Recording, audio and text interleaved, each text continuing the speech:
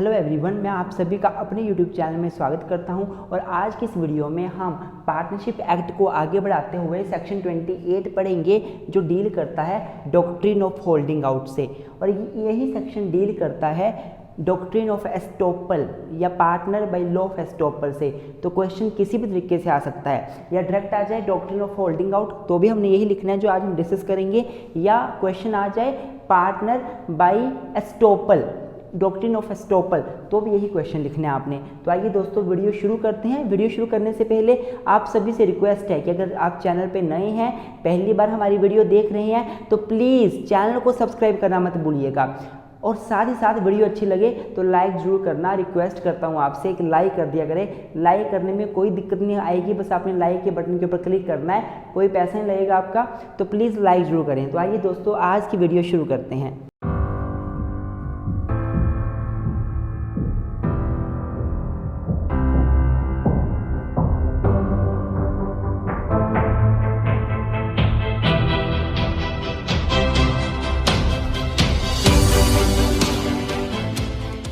तो मेरे दोस्तों सबसे पहले इंट्रोडक्शन के साथ टॉपिक की शुरुआत करते हैं।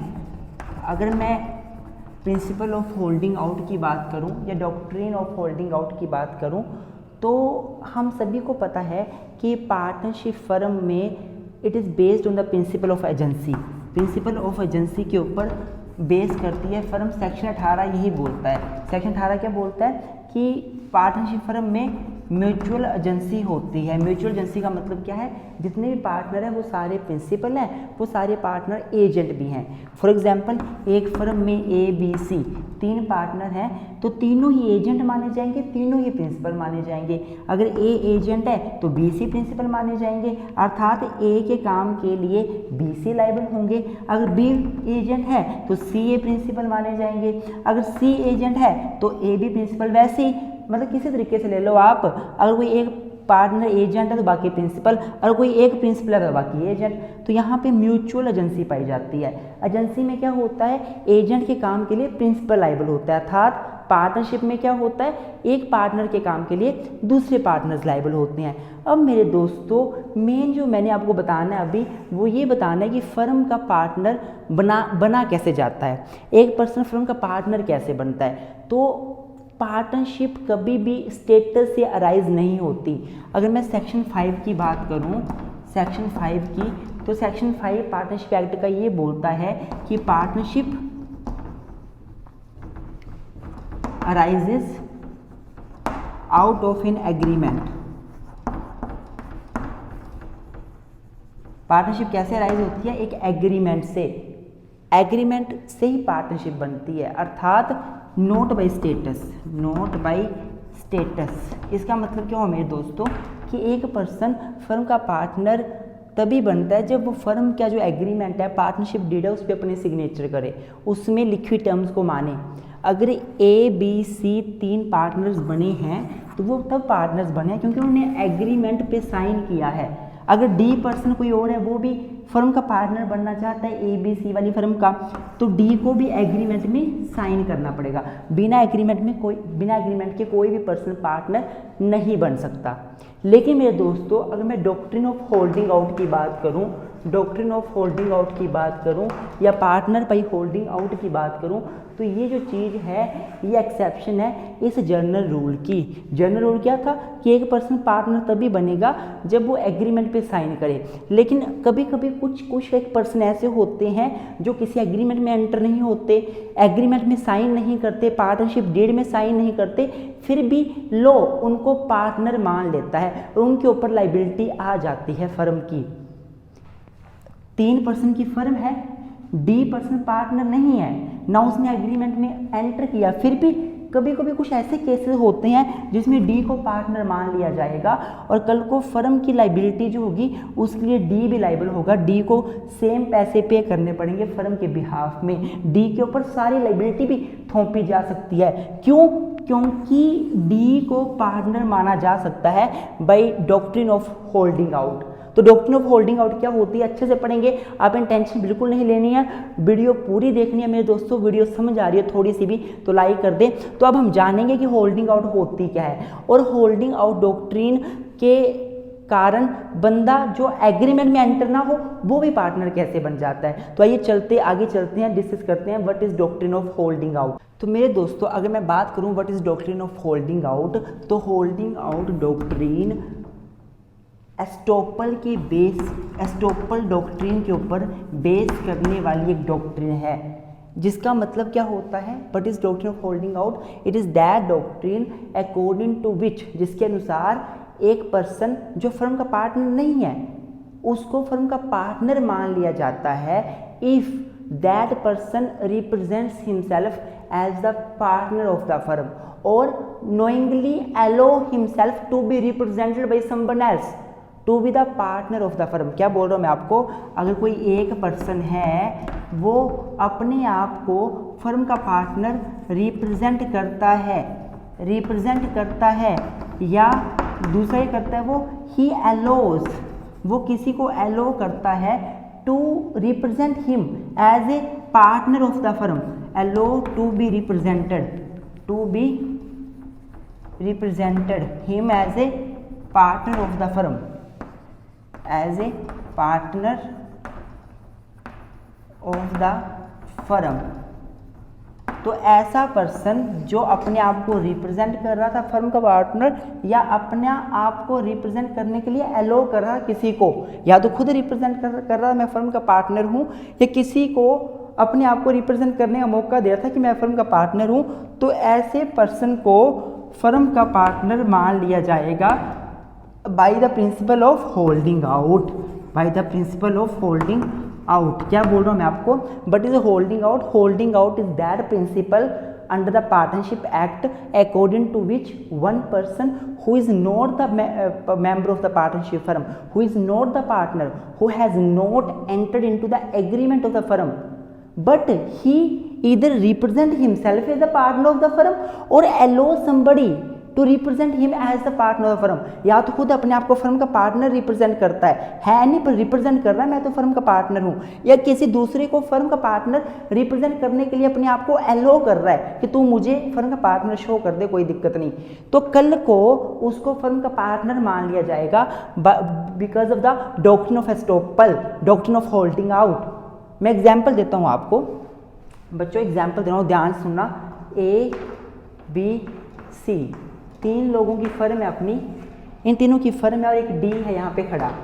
मान लो ABC तीनों बैंक में जाते हैं लोन लेने के लिए, ABC तीनों बैंक में जाते हैं लोन लेने के लिए, बैंक ABC को बोलता है हम आपको लोन तो दे देंगे, इस फर्म को बोलता है हम आपको लोन तो दे देंगे लेकिन हम आपको लोन तभी देंगे जब डी आपका पार्टनर होगा। तो क्या डी आपका पार्टनर है? तो इसमें से ए बोलते हैं जी हाँ डी भी हमारी फर्म का पार्टनर है, आप हमें लोन दीजिए, डी हमारी फर्म का पार्टनर है। डी एक बढ़िया रेपुटेशन वाला पर्सन है जिसके ऊपर बैंक विश्वास कर सकता है कि ये तो कल को पैसे की रिकवरी करा ही देगा। डी एक अच्छा पर्सन है रेपुटेशन वाला, तो बैंक बोलते हैं डी जब आपका पार्टनर होगा तो हम आपको फर्म का लोन दे देंगे, अदरवाइज हम फर्म को लोन नहीं देंगे। तो ए बोलते हैं जी हाँ डी जो है फर्म का पार्टनर है, तो यहाँ ए डी को फर्म का पार्टनर रिप्रेजेंट कर रहा है। ए क्या कर रहा है? रिप्रेजेंट कर रहा है डी को फर्म का पार्टनर, और डी कुछ नहीं बोल रहा, डी चुप बैठा है, वो अपने आप को रिप्रेजेंट होने का मौका दे रहा है, अपने आप को रिप्रेजेंट करने दे रहा है, वो मना नहीं कर रहा कि निजी मैं फर्म का पार्टनर नहीं हूँ। तो यहाँ पे डी क्या कर रहा है? डी अपने आप को पार्टनर बनाने का मौका दे रहा है, या फिर डी खुद ही बोलता है, जब बैंक ने बोला ABC को कि डी क्या आपकी फर्म का पार्टनर है तब हम आपको लोन देंगे, तो डी बोलता है जी हाँ मैं फर्म का पार्टनर हूँ। वो अपने आप को खुद ही रिप्रेजेंट कर रहा है, वो फर्म का पार्टनर है नहीं, उसने फर्म के एग्रीमेंट में साइन नहीं किया है, वो तो आउटसाइडर कोई ऐसा ही पर्सन है पर अपने आप को रिप्रेजेंट कर रहा है या किसी को रिप्रेजेंट करने का मौका दे रहा है अपने आप को as a partner of firm. अब कल को बैंक अगर ABC फर्म को लोन दे देती है ये विश्वास करके कि डी पार्टनर है, और कल को वो रीपे नहीं करते लोन को और बैंक जो है वो केस करती है और डी के ऊपर भी लाइबिलिटी डालती है कि आप पैसे रीपे करो, आप फर्म के पार्टनर हो, तो डी अब ये नहीं बोल सकता कि मैं फर्म का पार्टनर नहीं था, मैंने तो एग्रीमेंट पे साइन नहीं किए, फर्म के पार्टनर तो बस ABC हैं। अब डी को फर्म का पार्टनर मान लिया जाएगा because of doctrine of holding out. I hope आपको समझ आ रहा होगा डॉक्ट्रिन ऑफ होल्डिंग आउट होती क्या है। अब बच्चों अगर मैं डॉक्ट्रिन ऑफ होल्डिंग आउट की बात करूं तो ये ब्रांच है डॉक्ट्रिन ऑफ एस्टोपल की। सबसे पहले एस्टोपल का मतलब क्या है, तो मैं अगर बात करूं section 115 to 117 of Indian evidence act. तो ये बात करते हैं डॉक्ट्रिन ऑफ एस्टॉपल की। एस्टॉपल का मतलब क्या होता है कि अगर आपने एक बार कुछ बोला, आपने कुछ अपने आप को रिप्रेजेंट किया, कुछ बात बोली, कुछ स्टेटमेंट दी और आपकी स्टेटमेंट को सुनकर किसी दूसरे पर्सन ने अपनी पोजीशन को चेंज किया, उसने कुछ अपनी पोजीशन को अल्टर किया, अब आपको मौका नहीं मिलेगा अपनी स्टेटमेंट से पीछे हटने का। You will be stopped from stepping back from your statement. आपने कुछ बोला और दूसरे पर्सन ने उसके ऊपर कुछ एक्ट कर दिया आपकी स्टेटमेंट को सच मानकर। अब कल को आप ये नहीं बोल सकते मैंने तो ऐसे ही स्टेटमेंट दी थी, ये झूठी स्टेटमेंट है। मैं एग्जांपल देता हूँ, मान लो ए जो है वो बी को बोलता है, ए बोलता है बी को कि ये जो लैंड का टुकड़ा है, एक लैंड है, वो लैंड बेसिकली किसकी है, वो सी की लैंड है, एक लैंड है वो सी की है।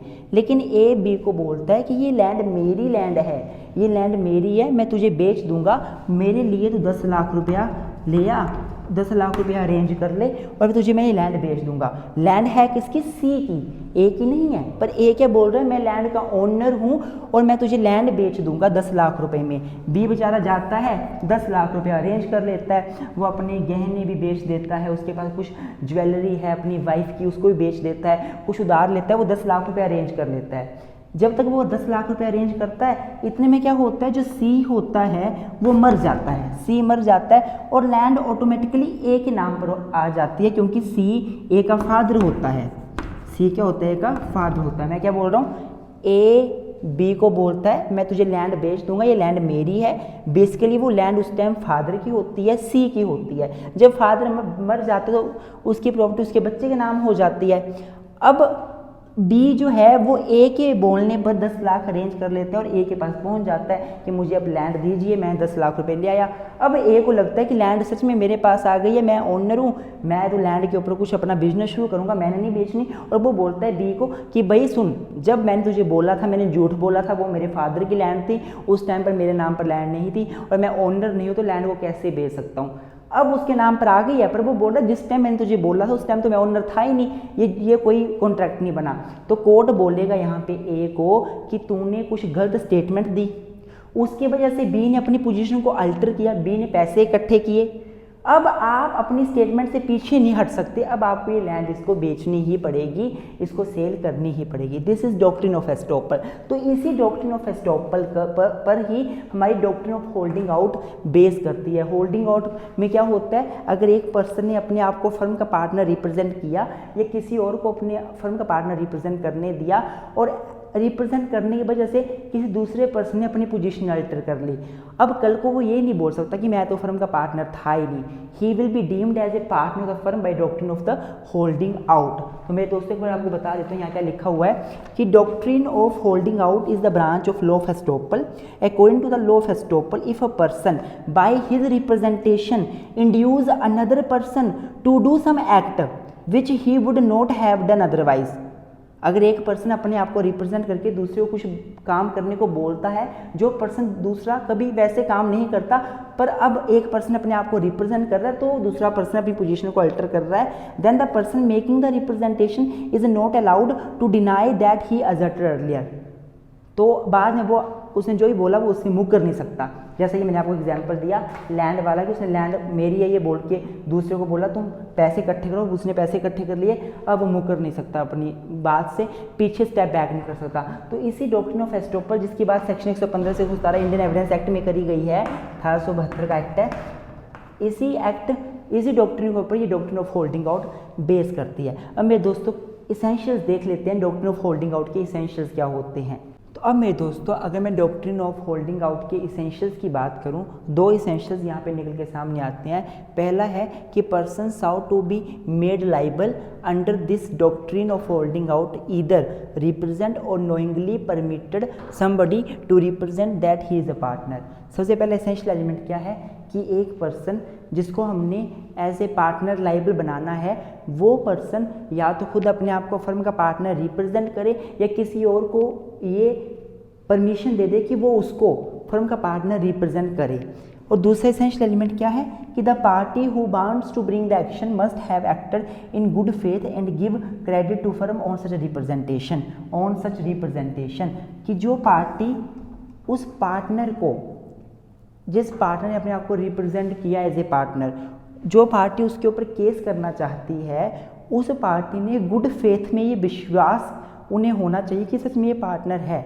अगर मान लो एक पर्सन फर्म का पार्टनर रिप्रेजेंट करता है अपने आप को, और सामने वाले को पता है कि ये फर्म का पार्टनर हो ही नहीं सकता, है ही नहीं, हमें पता है, और फिर भी लोन दे देता है उसको ये मानकर कि ये फर्म का पार्टनर है, तो फिर गुड फेथ पे काम नहीं हुआ ना, तो कल को उस पर्सन को लायबल नहीं बनाया जाएगा। मेरा बोलने का मतलब क्या है कि जो पर्सन फर्म को लोन दे रहा है, क्रेडिट दे रहा है, उस पर्सन के पार्टनर होने की वजह से, तो वो पर्सन जो लोन दे रहा है वो सच में माने कि वो पर्सन फर्म का पार्टनर है, जो अपने आप को रिप्रेजेंट कर रहा है या रिप्रेजेंट करने का मौका दे रहा है as a partner of the firm. I hope आपको ये दोनों एसेंशियल एलिमेंट समझ आए होंगे। तो पहला है रिप्रेजेंटेशन, एक पर्सन रिप्रेजेंटेशन करे या अलो करे किसी को कि मुझे रिप्रेजेंट करे as a partner of the firm, और उसको रिप्रेजेंट करने की वजह से कोई फर्म को लोन दे, कोई बंदा क्रेडिट दे, लोन दे, और सच में ये माने कि जो पर्सन रिप्रेजेंट कर रहा है फर्म को, फर्म का पार्टनर वो पार्टनर है। तो ये इसेंशियल्स हैं। जब दोनों इसेंशियल्स पूरे होंगे तो एक पर्सन जिसने अपने आप को रिप्रेजेंट किया है वो फर्म का पार्टनर मान लिया जाएगा due to the doctrine of holding out, doctrine of estoppel. अब इसके कुछ एक एक्सेप्शंस भी हैं, वो भी पढ़ लेते हैं। तो अब मेरे दोस्तों हम पढ़ेंगे एक्सेप्शंस क्या होती हैं इन डॉक्ट्रिन ऑफ होल्डिंग आउट की। अर्थात डॉक्ट्रिन ऑफ होल्डिंग आउट के अनुसार क्या है, एक पर्सन अपने आप को फर्म का पार्टनर रिप्रेजेंट करता है तो पार्टनर मान लिया जाएगा, लेकिन दो केसेस में ऐसा नहीं होगा, doctrine of holding out applicable नहीं होगी। पहली एक्सेप्शन है डिजीज्ड पार्टनर। इसका मतलब क्या है कि मान लो कोई फर्म है, वो ए बी सी पार्टनर की फर्म थी, वो तीनों लोग फर्म बनाकर कोई बिजनेस कर रहे थे, ए की डेथ हो जाती है, ए मर जाता है, कल को कोई बैंक है वो फर्म को लोन देता है, उनको लगता है ये सी तो भी जीवित है, ए बी सी की फर्म थी, सी मर गया, बचे ए बी, लेकिन सी मरा है ये किसी बैंक को पता नहीं है या किसी आउटसाइडर को पता नहीं है, और वो फर्म को लोन दे देती है ये सोचकर सी इसका पार्टनर है। अब कल को ये नहीं माना जाएगा कि जो सी के लीगल हेयर्स हैं वो लाइबल हो जाएंगे इसके लिए, नो। तो सेक्शन 28 सब सेक्शन 2 यही बात बोलता है। सेक्शन 28 सब सेक्शन 2 बोलता है कि अगर कोई फर्म जो है उसका एक पार्टनर मर जाता है और फर्म का जो ओल्ड नाम था, जो ओल्ड फर्म थी, मरने से पहले वही फर्म अपना बिजनेस लगातार कंटिन्यू कर रही है और आउटसाइडर फर्म को क्रेडिट दे देते हैं, लोन दे देते हैं ये सोचकर कि सभी लोग जीवित हैं, कोई मरा नहीं है, तो कल को जो मर गया पार्टनर उसके लीगल हेयर्स रिस्पॉन्सिबल नहीं होंगे due to doctrine of estoppel, कि भाई जो मर गया पर्सन वो तो था नहीं पर उसने अपने आप को फर्म का पार्टनर रिप्रेजेंट होने दिया, उसके घर वालों ने कुछ बोला नहीं कि ये फर्म का पार्टनर नहीं है। अब ये इस ग्राउंड पर घर वाले रिप्रेजेंटेटिव या उसकी प्रॉपर्टी लाइबल नहीं होगी, वो उसकी लाइबिलिटी नहीं बनेगी। किसकी लाइबिलिटी नहीं बनेगी? मरे हुए पार्टनर की। वहीं दूसरा इसका एक्सेप्शन है इंसॉल्वेंट पार्टनर। अगर एक पार्टनर इंसॉल्वेंट हो जाता है, दिवालिया हो जाता है, तो उसको चाहे आप रिप्रेजेंट करते रहो एज ए फर्म का पार्टनर, एज ए पार्टनर वो रिप्रेजेंट होता रहे, वो लाइबल नहीं होगा किसी भी तरह की लाइबिलिटी को। सेक्शन 45 ये बात बोलता है, क्योंकि जो इंसॉल्वेंट हो गया, जिसके पास कुछ पैसा ही नहीं है, जो दिवालिया ही है, तो वो कैसे लाइबिलिटी पे करेगा। आई होप मेरे दोस्तों आपको डॉक्ट्रिन ऑफ होल्डिंग आउट अच्छे समझ आई होगी विद एक्सेप्शन। कोई डाउट हो तो let me know in the comment box also. Video अच्छी लगे लाइक जरूर करें, चैनल पे नए हो सब्सक्राइब जरूर करें। और मेरे दोस्तों आप हमारे गूगल पे, फ़ोन पे, पेटीएम नंबर पे आप हमें कंट्रीब्यूट कर सकते हैं। आपका कंट्रीब्यूशन हमारे लिए बड़ा ही मददगार सिद्ध होता है, हमें काफ़ी हेल्प मिल जाती है अपनी वीडियोस को कंटिन्यू करने के लिए। 82 198 20 461 ये हमारा गूगल पे, फ़ोन पे, पेटीएम नंबर है। ये बिल्कुल आपकी अपनी श्रद्धा है। कोई लोग हमें 51, कोई हमें 501 रुपीज़, कोई हमें 201, कोई 251, कोई 1000, अपनी इच्छा से सभी लोग कंट्रीब्यूट करते हैं। आप भी 1 रुपये से लेकर कोई भी अमाउंट हमें कंट्रीब्यूट कर सकते हैं। Thank you very much, keep supporting us.